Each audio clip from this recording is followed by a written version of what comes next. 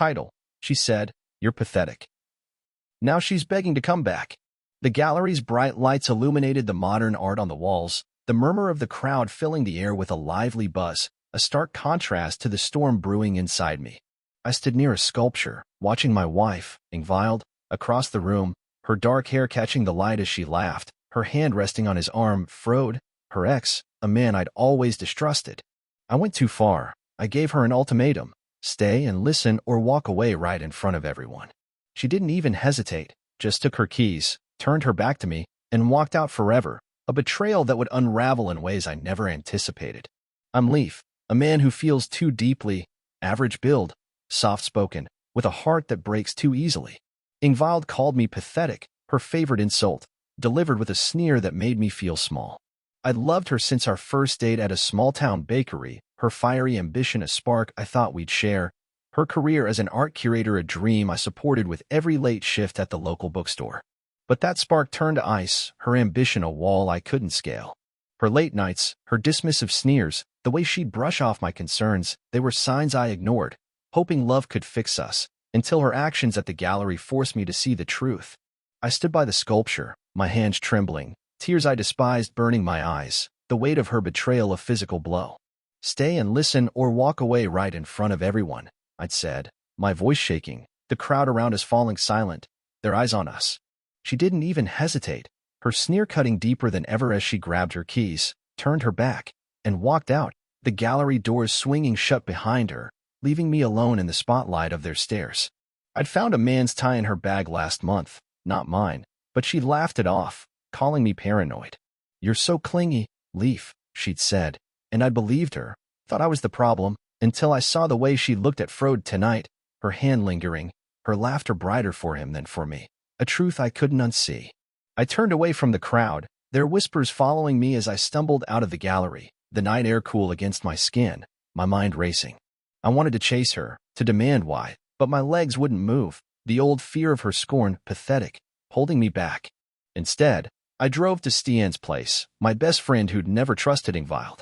His apartment, a small space above a coffee shop, smelled of roasted beans and cinnamon, a refuge from the chaos inside me. He opened the door, his face softening as he saw my expression. "What happened, Leif?" he asked, pulling me inside. I collapsed onto his worn couch, the words spilling out, the gallery, Ingvild's closeness with Frode, my ultimatum, her choice to walk away in front of everyone, my escape. Stian's jaw tightened, his usual humor gone. "She's a snake," he said, handing me a glass of water. "You did the right thing, standing up to her." I nodded, my throat tight, unable to speak, the weight of her betrayal a crushing force. I opened my notebook, a secret I'd kept since Ingvild mocked my writing as childish, and wrote, "I'm not her fool."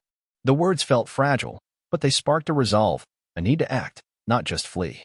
I texted a slog, my coworker at the bookstore who'd seen me through Ingvild's worst. Ingvild walked out after I gave her an ultimatum: "I'm done." Her reply was instant: "Meet me at the bookstore tomorrow. We'll plan." The night stretched endlessly, Ingvild's sneer at my ultimatum a haunting loop, her choice to walk away in front of everyone, her keys in hand, her back turned as she left forever, the gallery crowd's gasps a backdrop to my pain. I thought of our early days, her laughter once genuine at the bakery, a memory tainted by her cruelty. I'd trusted her, believed her excuses, "It's just a networking event, Leif," but I'd seen the way she looked at Frode at art events, her hand lingering, her smile brighter for him than for me, a truth I couldn't unsee. The bookstore loomed, a battlefield I wasn't fully ready for, but I knew I had to face her, to uncover her lies, while my ultimatum had set the stage, a moment I'd never forget, driving me to fight with a strength she'd never break. As the consequences of her actions began to unfold, the bookstore's faint scent of aged paper and ink filled the air as I stepped inside, the soft creak of the wooden floors a quiet comfort against the storm inside me. Ingvild's cold departure from the gallery, after I gave her the ultimatum to stay and listen or walk away, still echoing in my mind. She didn't even hesitate, just took her keys, turned her back to me, and walked out forever in front of everyone, her betrayal a haunting reality I couldn't unsee. I'd come to meet a slog, my notebook tucked in my bag with the words, "I'm not her fool," a mantra I clung to, determined to uncover the truth and fight back. A slog was waiting near a shelf of classic literature, her warm smile a contrast to the storm inside me as she pulled me to a small table in the corner, the morning light streaming through a tall window, casting a soft glow on the rows of books around us. You did the right thing, standing up to her, Leif, she said, her voice steady, her role in my fight a fierce anchor. I nodded, my hands trembling as I recounted the night, the gallery, Ingvild's closeness with Frode, my ultimatum, her choice to walk away in front of everyone, my escape to Stian's. Aslog's eyes narrowed, her support a lifeline. We'll find out what else she's hiding, she said, pulling out her phone. I know someone who can help. She called Ides, a private investigator she'd worked with before, putting her on speaker. I can look into her, Leif, Ides said, her voice crisp. If she's been unfaithful, there'll be a trail. I nodded, the stakes rising, my determination unshakable. Do it, I said, my voice firm, a step toward agency I'd never taken with Ingvild. Ides agreed, her tone steady. I'll start with her financials and recent activities. Be ready for anything. I wrote, her betrayal will not bury me. The words were a vow, a fire growing within me to face the truth Ingvild had hidden. I decided to confront Frode, her ex, to shake their connection, an external conflict I was ready for. I drove to his apartment, a modern loft in the city's art district, my heart pounding as I knocked.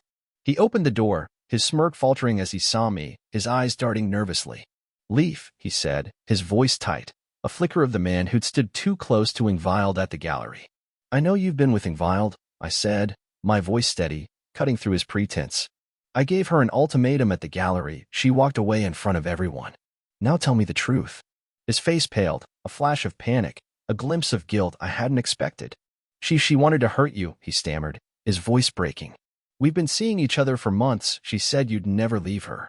I left, the confrontation a small victory, Frode's confession a weapon Ides could use. Back at Stian's, I wrote, I'm free to stand. The pain of Ingvild's betrayal, her affair with Frode, still stung, but I was moving forward. Stian clapped my shoulder, his grin wide. You're taking control, Leif, he said, his support a warmth I clung to, his role in my journey a constant. Aslog texted, Ides found something, meet me at the bookstore tomorrow.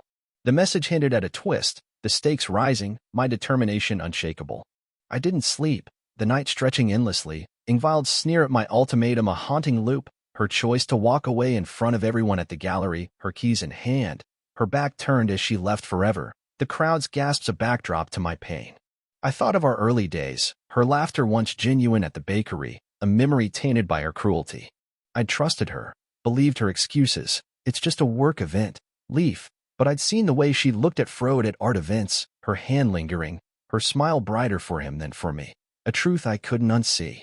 The bookstore loomed, a battlefield I wasn't fully ready for, but I knew I had to face her, to uncover the full extent of her deceit, while my ultimatum had set the stage, a moment I'd never forget, driving me to fight with a strength she'd never break.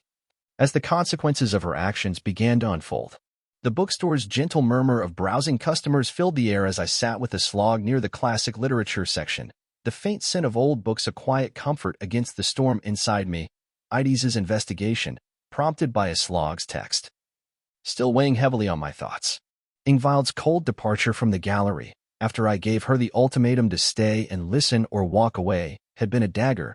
Her affair with Frode confirmed by his confession, she wanted to hurt you, a haunting reality I couldn't unsee. And her choice to walk away in front of everyone had been a turning point. I'd confronted Frode, and now, with Ides digging into Ingvild's secrets, I was ready to uncover the full truth, no longer the Leif she'd mocked as pathetic. Aslog handed me a file, her eyes sharp with determination as she leaned across the small table, the morning light streaming through a tall window, casting a soft glow on the rows of bookshelves around us. Ides found something big, Leif, she said, her voice steady, her role in my fight a fierce anchor. I nodded, my hands trembling as I recounted Frode's confession and my confrontation at his apartment. Aslog's face hardened, her support a lifeline. Look at this, she said, flipping the file open. Ingvild's been using a hidden joint account with Frode to fund their art purchases. She's been buying rare pieces under a fake name, planning to sell them for profit after leaving you. My breath caught, the depth of her deceit a fresh wound, a plot twist that hit like a punch. She's been planning to leave you for over a year, Aslog added, her tone grim. She wanted to drain your joint savings before making it official. I wrote in my notebook, her betrayal will not define me. The words fueled me, a declaration of my fight, bolstered by Aslog's encouragement. a fire growing within me to expose her fully. I called Stian, meeting his steady presence, his voice a lifeline over the phone. "She's been buying art with Frode, Stian," I said, my voice cracking. His tone was firm, his role in my journey a constant warmth. "Come to the loft, we'll strategize." At Stian's loft, the scent of roasted coffee beans from the shop below grounded me as I sat on his couch, the file open before me. "You've got her cornered, Leif," he said, clapping my shoulder, his support a foundation I leaned on. "What's your next move?" I nodded, the fire within me burning brighter. "I'm confronting her at the house," I said, my voice steady, a defiance I'd never shown Ingvild before. "Heidi's texted. Ingvild's at your house. She's meeting her lawyer to discuss the art sales." The message raised the stakes, my determination unshakable, ready to face her on my own turf. I drove home, the midday sun casting sharp shadows across the driveway, my heart pounding as I walked in. Ingvild was in the living room, the same space where I'd once planned our future, now cluttered with papers, her lawyer beside her, her face pale, her eyes red, a flicker of the woman who'd feared failure, now caught in her own web. "Leif," she said, her voice trembling, no trace of her sneer, her lawyer's sharp gaze fixed on me. "I know about the art purchases, the hidden account with Frode," I said, my voice steady, the external conflict a battlefield I was ready for.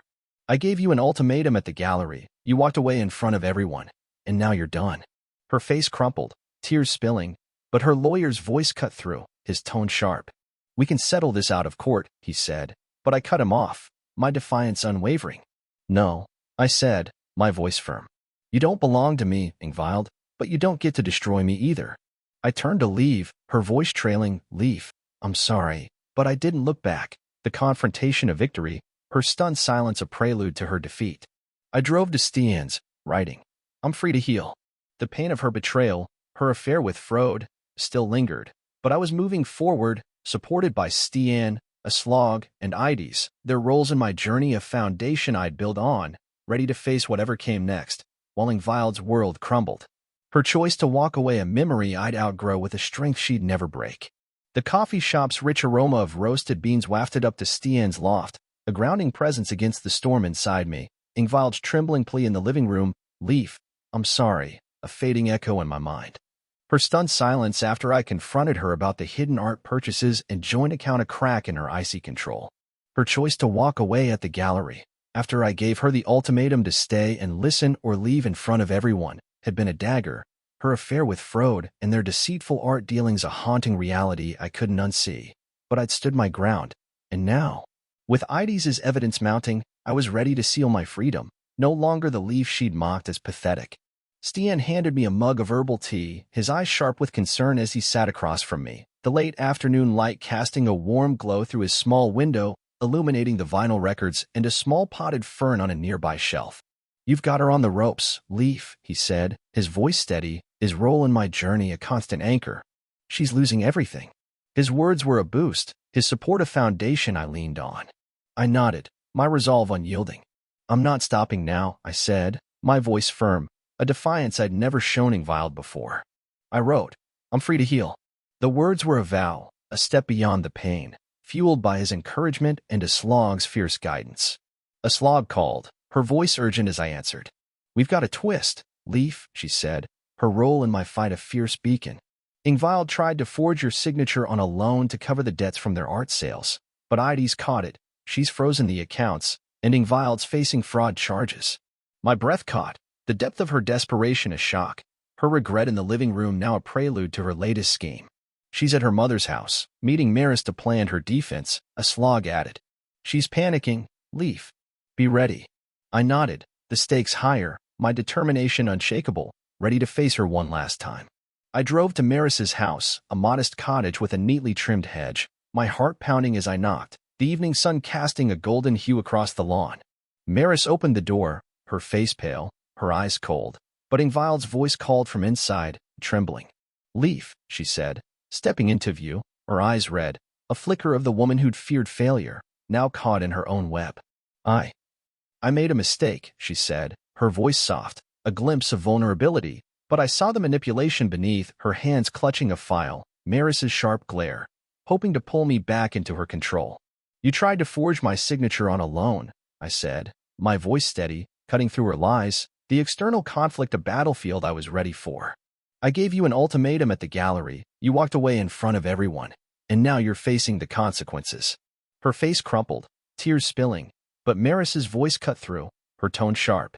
You're ruining her life, she snapped, her defense of Ingvild a betrayal in itself. I didn't back down. She ruined ours first, I said, turning to leave, Ingvild's voice trailing, Leif, I'm sorry, but I didn't look back. The confrontation a victory, her stunned silence a prelude to her defeat. I drove to the bookstore, my notebook open, writing. I'm free to rebuild. The pain of her betrayal, her affair with Frode, still lingered, but I was moving forward. A slog met me there, her hug fierce. Court's tomorrow, Leif, she said, her role in my journey a constant warmth. You've got this. Stian texted, proud of you, man. Finish it. Heidi's called, her voice steady. Ingvild's lawyer dropped her after the fraud charges. She's done, she said, her role in uncovering the truth a critical support. The court hearing loomed, a final battle to seal my freedom, but I was ready, armed with evidence, resolve, and a fire within, supported by Stian, a slog, and Heidi's. Ingvild's choice to walk away at the gallery had been her undoing, and I'd stood my ground, fought back, ready to forge a new path, while her regret grew, her world crumbling around her. The courtroom's tension dissolved as the judge's ruling settled, granting me the house and a settlement from Ingvild's seized assets, her fraud charges and Frode's testimony ensuring her downfall. Her tearful plea at Maris's house, Leif, I'm sorry, was a distant memory, her world of deceit now in ruins, her stunned silence after my confrontation a moment that had marked her defeat. I'd given her an ultimatum at the gallery, stay and listen or walk away in front of everyone, and she'd chosen to leave, taking her keys, turning her back, and walking out forever, a decision that shifted everything. And now, Leif, the man she'd called pathetic, stood victorious, a fire she couldn't extinguish burning within me, ready to forge a new path on my own terms. Heidi's final update came as I left the courthouse. Ingvild's facing probation and restitution, she texted. Maris has disowned her after the fraud charges, and Frode's left her. You're free, Leif. A last twist. Ingvild had tried to flee with the remaining profits from their art sales, but Frode turned her in to lessen his own charges, leaving her completely isolated, her regret at Maris's house a glimpse of the woman who'd lost everything. Her empire gone, Frode out of her life. I didn't linger on her pain. My focus was on the life I was building, one she couldn't touch, a new chapter born from the ashes of her betrayal. I returned to the house, its silence now a space for renewal, the living room where I'd once planned our future transformed into a place of creativity. I'd always loved woodworking, a passion I'd set aside to support Ingvild's career, so I set up a small workshop in the garage, pulling out my old tools from the days we'd met at the bakery, where I'd carved small trinkets for her. I started crafting again, shaping wooden figurines and furniture, each piece a step toward healing, a reminder of who I'd been before her sneers dimmed my light. Stian joined me on weekends, his gruff humor a comfort as we worked together, our bond deepened by the shared fight we'd endured. You're building something new, Leif, he said one afternoon, sanding a wooden bird, his role as a friend a steadfast pillar in my journey. I started volunteering at a local community center, teaching woodworking to teens, their eager hands and laughter a grounding force, a reminder of my own resilience. A slog helped me organize a small craft fair at the center to showcase the teens' work, her encouragement a quiet strength. You found your grain, she said, her role a beacon through my fight, their presence a foundation I'd rebuild on. I reconnected with old friends from the bakery days, hosting woodworking nights in the garage, the scent of sawdust, and the sound of shared stories a new rhythm in my life, a way to connect that felt authentic, a return to the man I'd been before Ingvild. A symbolic act of closure came when I carved a small wooden box, shaped like a book, a nod to the bookstore where I'd worked, and inscribed it with "Carve Your Path." I buried a piece of Ingvild's favorite scarf, the one she'd worn to the gallery, beneath a new tree in the backyard, letting the earth reclaim it, a gesture that felt like releasing the last of her hold on me, turning betrayal into creation. Ingvild faded to a footnote, her probation a quiet end, Maris estranged, Frode long gone. I didn't care. My life was here, with Stian's shared crafting days, a slog's craft fairs, Heidi's updates, the teens' laughter at the center. I started selling my wooden creations at local markets, the chatter of buyers and the clink of tools a new melody in my life, a way to share my craft that felt true, a return to the man I'd been before Ingvild. Happiness wasn't loud, It was the feel of wood, the teen smiles, the warmth of community.